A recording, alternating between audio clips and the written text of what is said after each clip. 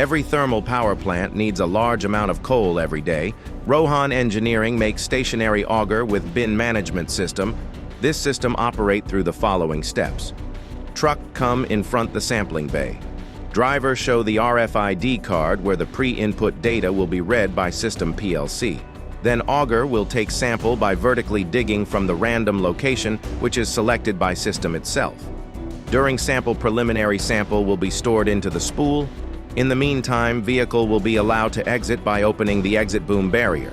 Then sample will be discharged into the collection bin as per the combination of sample received.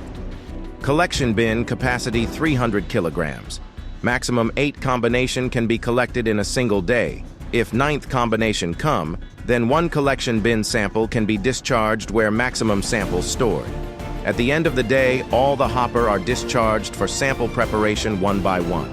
Sample crushed from 150 millimeters to 12.5 millimeters and 3.35 millimeters. After crushing, there will be one divider to take the representative sample. Sample will be packed in a sealed packet. Corresponding barcode will be sticked on the sample packet. Reject sample will be stored into a reject hopper.